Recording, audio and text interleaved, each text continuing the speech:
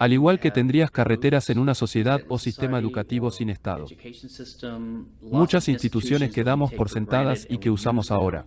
La razón por la que el Estado ha cooptado estas instituciones es porque hay una necesidad de ellas. Pero el Estado se ha apoderado de ellos y nos acostumbramos a la idea de que estén unidos al Estado. De hecho, esta es una de las razones por las que creo que la gente confunde el término gobierno con Estado y usa este tipo de argumento. Si crees en la ley, la justicia y el orden, entonces crees en el gobierno, por lo tanto, crees en el Estado. Y la razón es porque el gobierno solo significa las instituciones que gobiernan la sociedad, que es la ley y la justicia. Pero si te acostumbras a la idea de que el Estado controla eso, no puedes imaginar esas cosas sin el Estado. Al igual que la gente no puede imaginar la educación o la salud o las carreteras sin el Estado porque estamos muy acostumbrados a ello. Pero, por supuesto, la justicia, la ley y el orden, el gobierno, se podría decir que las instituciones de gobierno son esenciales para la sociedad humana y existirían y habrían existido sin el Estado.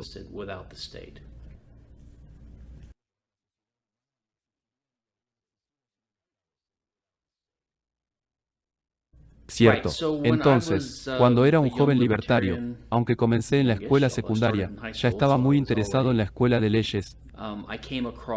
Me encontré con un par de cosas. Me interesaba, derechos libertarios, como sabemos qué derechos tenemos. ¿Qué derechos son no solo los argumentos económicos a favor del libertarismo, los argumentos consecuencialistas que a la mayoría de nosotros nos interesan, sino también cuál es la naturaleza de los derechos?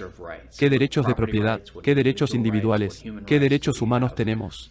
Y un argumento que encontré en 1988, creo que en la Facultad de Derecho, fue el argumento de Hans Hermann Hoppe, el economista y filósofo libertario austriaco, que se llama Ética de la Argumentación. Y argumenta que el único argumento coherente que se puede hacer para un sistema político normativo es el libertario porque cualquier otro argumento es básicamente socialista en cierto sentido y es contradictorio en sí mismo.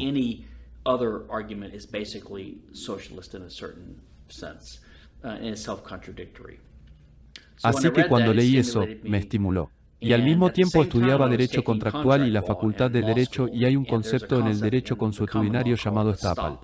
Y estoppel es esta doctrina de derecho consuetudinario en la que si intentas hacer un argumento para defenderte de estar sujeto a un contrato. En un caso legal, si contradice una acción que había realizado antes en la que se basó la otra parte, se le puede impedir presentar ese argumento porque es contradictorio. Así que esa idea despertó en mí la idea de que, este tipo de razonamiento explica el razonamiento legal o el razonamiento en la esencia libertaria. La idea libertaria esencial, que es un tipo de simetría, ¿verdad? Solo los libertarios son realmente consistentes en la aplicación de esta idea, que está mal lastimar a otras personas. Básicamente, está mal cometer fuerza o iniciar la fuerza contra otras personas, cometer agresión. Y lo que decimos es que es permisible usar la fuerza, pero solo en respuesta a la fuerza. Así que hay una cierta simetría en nuestro razonamiento. Decimos que está bien usar la fuerza, pero solo en respuesta a alguien que la inició. Y cualquier iniciación de la fuerza que llamamos agresión es siempre inadmisible e incorrecta. Y si llevas eso consistentemente al extremo, terminas siendo libertario. Y luego terminas como un libertario anarquista. Te das cuenta de que incluso el Estado mismo es ilegítimo, y la idea del impedimento lo encarna.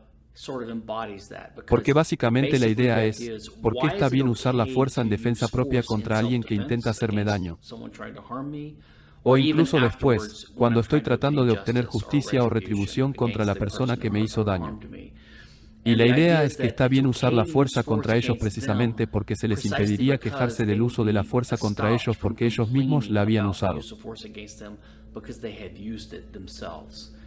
Entonces, lo que se me ocurrió fue que hay una simetría en la forma en que se usan los impedimentos legales. El impedimento dice que no puedes pronunciar una declaración que contradiga lo que dijiste antes, por lo que debes ser consistente en tu razonamiento. Y pensé, ahí es exactamente donde discutimos el principio de no agresión, como la idea de que está bien usar la fuerza contra alguien, pero solo si lo ha iniciado. Entonces, la idea es que la persona que inicia la fuerza, el agresor, ha admitido la aceptabilidad de la regla. Está bien usar el cuerpo o la propiedad de alguien sin su consentimiento. Entonces, si le devuelves lo mismo, no tiene motivos para quejarse, lo detendrían. Así que esto me llevó a tratar de desarrollar una teoría legal completa o una teoría moral. Teoría libertaria de los derechos basada en algo modelado a partir de esta teoría legal del impedimento. Así que mi teoría de los derechos es esta. Se basa en gran medida en la ética de la argumentación de Japa. Pero sí, eso es. Ese fue mi principal interés inicial en la teoría libertaria, la teoría de los derechos.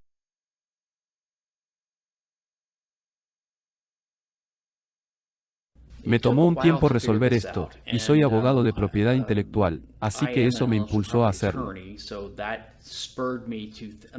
Siempre había leído los argumentos a favor de las patentes y los derechos de autor, que son tipos de propiedad intelectual, de Indran y otros libertarios, y asumí que era parte del sistema capitalista occidental, aunque los argumentos nunca tuvieron sentido para mí, como cuando estaba en la universidad.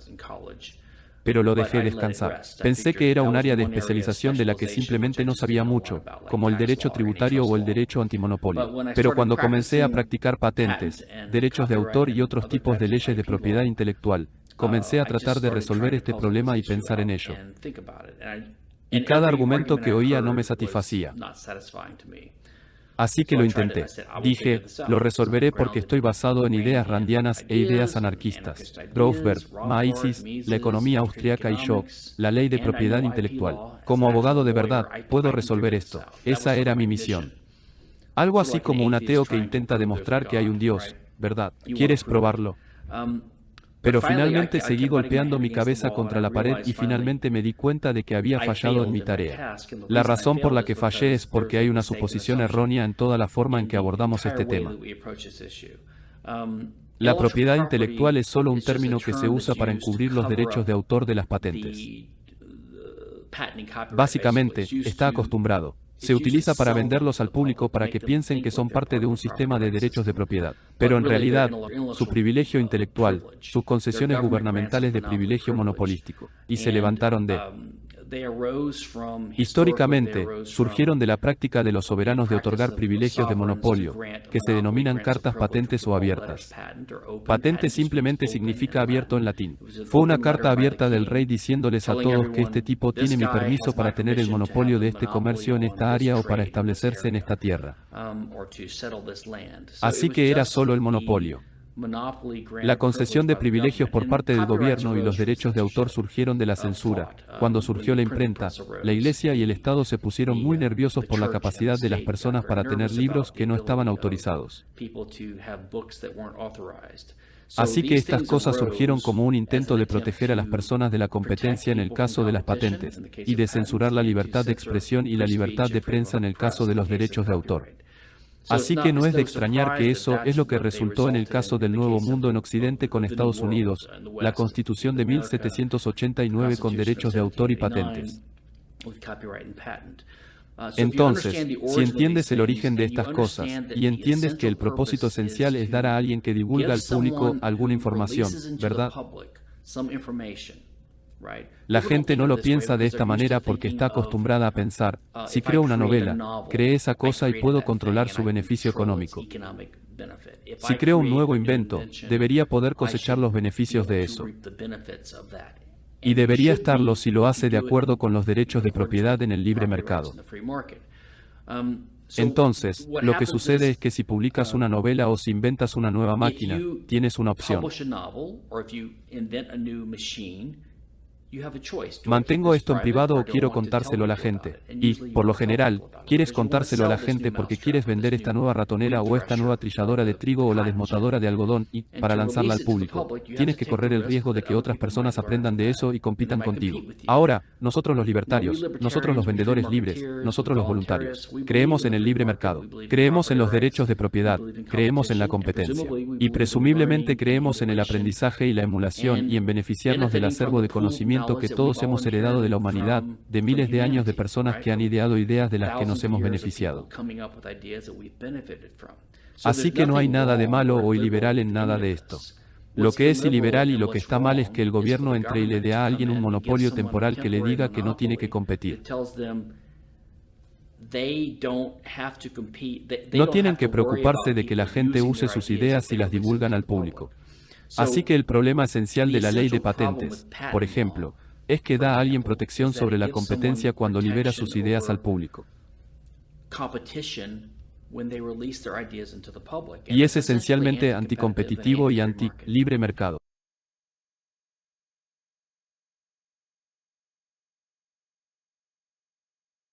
La respuesta esencial es que la legislación es imposible sin un Estado. Básicamente, como explica Hans Hermann Hoppe, es uno de sus grandes artículos, Banca y Estados Nacionales. Explica cómo el Estado se apodera gradualmente de ciertas instituciones de la sociedad para sobornar básicamente a las personas para que formen parte de ella. Y, por supuesto, la democracia es como lo último que hace que todos piensen que somos parte del Estado. Y escucharás a la gente decir esto hoy en día, somos el gobierno. La monarquía no es libertaria y no es el ideal. Pero al menos en un monárquico o incluso en un imperio, hay una distinción entre el gobernante y el gobernado. Y las personas que son gobernadas saben que son gobernadas. Así que los monarcas solo pueden salirse con la suya antes de ser decapitados o asesinados. Al menos hay un camino que puede seguir si hay un monarca corrupto. Pero en la democracia, los zarcillos del poder se extienden a través de la gente, a través del poder del voto y del mecenazgo y a través de empleos y personas que trabajan en el sector público, y las personas se vuelven dependientes de la educación y el sistema de comunicación administrado por la FCC y las carreteras administradas por el gobierno. Y con el tiempo, todos son parte del Estado y están tan entrelazados con él. Y el gobierno también lo hace con la ley.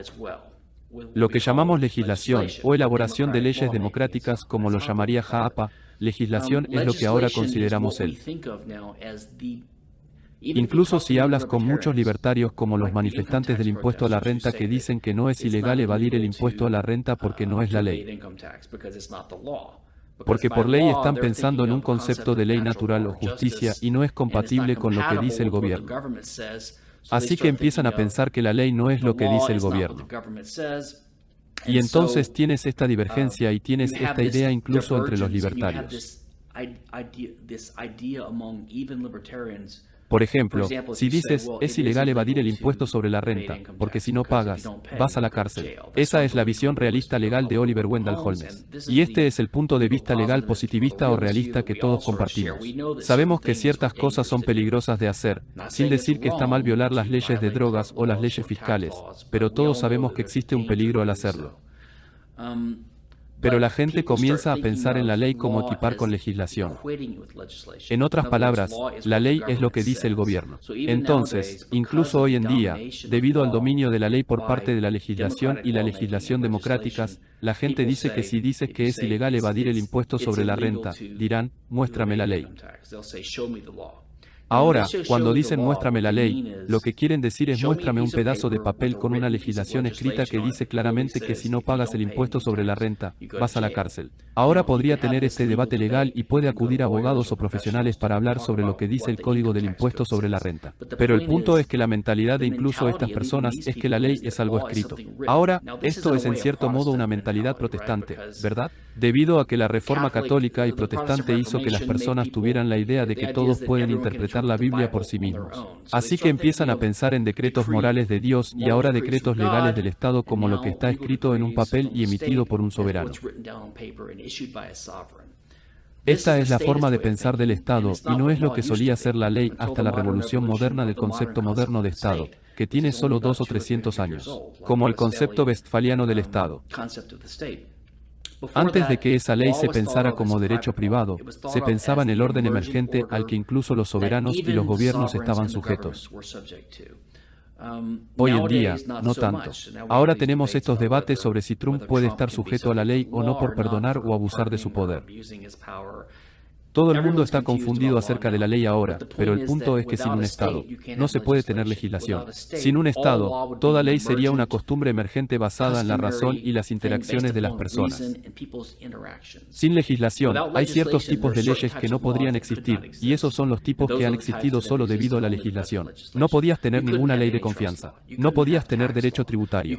No se podía tener derechos de autor y leyes de patentes. que eran criaturas de estatuto. La propia ley de patentes se originó en el Estatuto de los Monopolios. Observe la palabra estatuto, que es otra palabra para la legislación de 1623 en Inglaterra en respuesta a los reyes soberanos que abusaron de su autoridad para otorgar patentes y derechos de autor. Se originó en el Estatuto de Ana en 1710.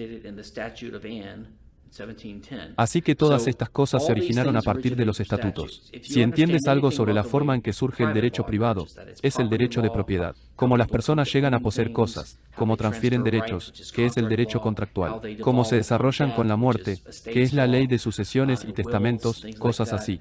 Todas estas cosas surgen naturalmente por las interacciones habituales de las personas, y siempre como resultado de una disputa entre dos personas reales que tienen una disputa entre sí sobre quién posee o controla un recurso determinado, porque eso es lo que son las disputas.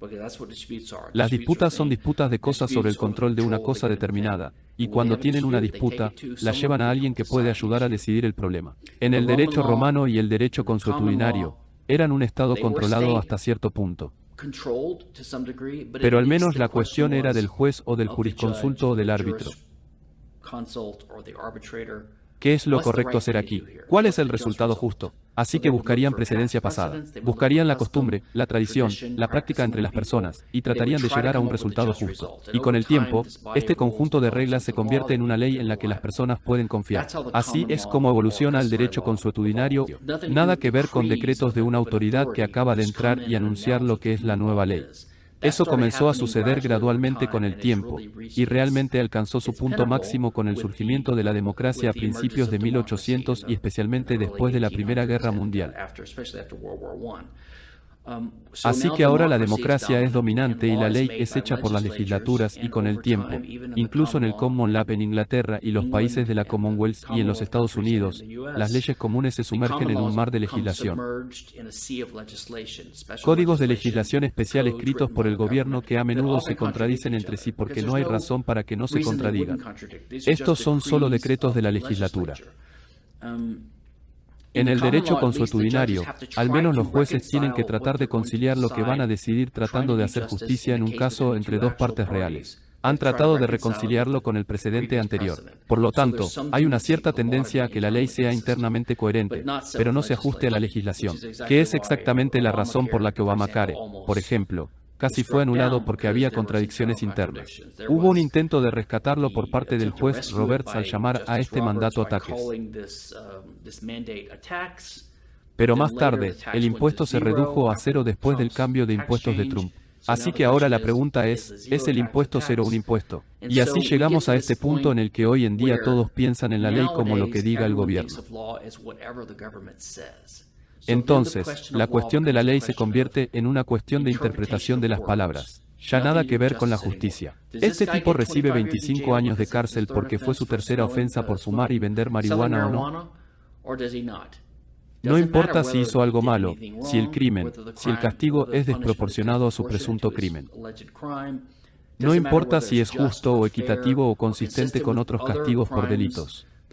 Lo único que importa es lo que dicen las palabras en el papel. Y cuando empiezas a pensar en la ley de esa manera, empiezas a pensar en la ley como lo que sea que el maestro nos dicte. Y así llegamos a ser de esa manera. Nos hemos acostumbrado. Pero volvamos a la propiedad intelectual. Si lo entiende, dejemos de lado el derecho de marcas y secretos comerciales, que evolucionó hasta cierto punto en el derecho consuetudinario. El derecho de autor de patentes, como he mencionado, surgió por ley como resultado de los excesos monárquicos en Europa. Y el Estatuto de los Monopolios y el Estatuto de Ana, y luego la Constitución de los Estados Unidos, que es otro estatuto promulgado en un golpe de Estado por un grupo de tipos en Filadelfia en 1787, ¿verdad?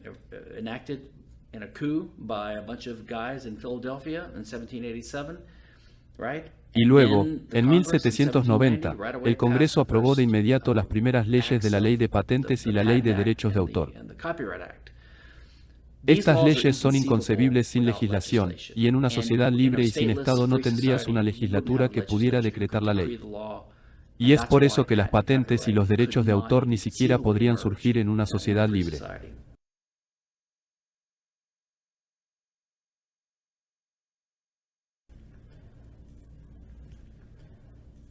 Yo diría, digamos tres cosas. Número 1, soy libertario, pero me he vuelto cada vez más escéptico de la eficacia del activismo como la forma de lograr la libertad.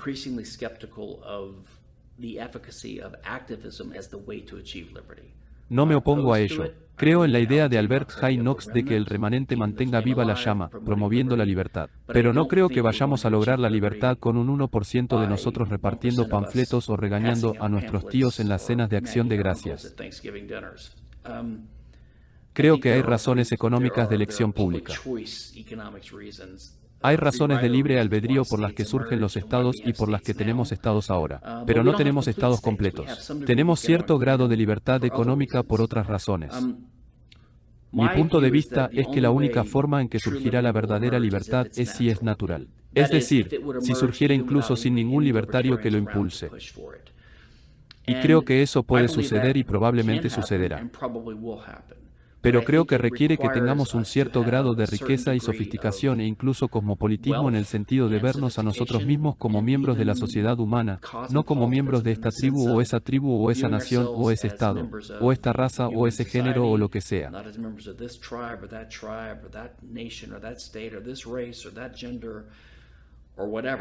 Y creo que eso se está acercando a medida que nos volvemos más ricos tecnológicamente. Así que mi opinión personal es que lograremos la libertad cuando sea el momento adecuado. ¿Podemos apurarlo? No lo sé. No estoy seguro. No me importa intentarlo. Apoyo hacer eso. Pero en cuanto a lo que podemos hacer, supongo que mi respuesta simple sería la idea de Leonard Reed y Albert Jade-Naak: trate de ser lo más exitoso posible en su vida. Es decir, ser rico, ser moral, ser recto. Sea un faro en su comunidad para que la gente acuda a usted en lugar de que usted le dé una conferencia a la gente. La gente ve a este tipo exitoso. Tal vez le pregunte sobre este tema. ¿Qué opinas de la economía? ¿Qué opinas del próximo presidente? ¿Qué opinas de esta política? Simplemente. Su objetivo en la vida es presentar una unidad mejorada a la sociedad, porque eso es suficiente trabajo en sí mismo para cuidarse a sí mismo y a su familia local. Y entonces serás un faro hacia eso. Y por supuesto, la mejora económica o personal. Aprender sobre economía, aprender sobre libertad, saber de qué hablas cuando la gente te pregunta. Así que creo que, de manera realista, lo mejor que puedes hacer es tratar de tener éxito en tu vida y apegarte a los principios y luego tratar de mantener viva la idea de la libertad.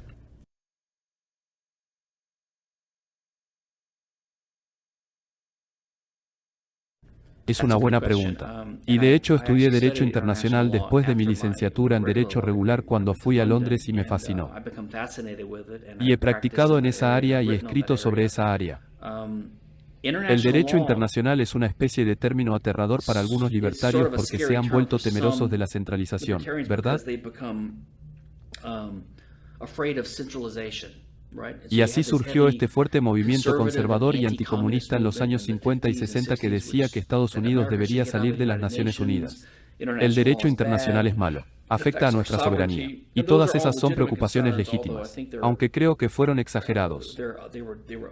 O al menos no lo son. No son la principal preocupación ahora. La principal preocupación no son las Naciones Unidas, son los Estados Unidos. El derecho internacional en realidad, creo, es algo bueno porque puede servir como modelo de cómo puede funcionar la anarquía. Porque no hay soberano internacional. Ni siquiera Estados Unidos es un soberano final en el mundo. Así que tienes 200 actores estatales, soberanos en el plano internacional que se respetan entre sí. En un plano de derecho privado, que se llama derecho internacional, se podría pensar en los tratados como contratos internacionales y, en general, respetan las normas del derecho internacional. Los estados no deben cometer agresiones, o cuando lo hacen, son condenados por otros. Los contratos deben ser respetados, que es la idea latina pacta sunt servanda, que subyace a la idea de que los tratados deben ser respetados. Así que el derecho internacional, creo, puede servir como modelo de cómo podríamos imaginar la posibilidad de un orden sin Estado. Porque tenemos 200 ciudadanos del mundo que no tienen un supersoberano general. Por lo tanto, es posible tener paz entre actores que están descentralizados y que son soberanos con respecto a sí mismos y no tienen un señor supremo que los obliga a cumplir con algún tipo de conjunto de reglas. Así que la idea de Hobbes de que se puede tener orden entre los individuos sin un gobierno que les diga qué hacer es refutada por la existencia del orden internacional y el derecho internacional.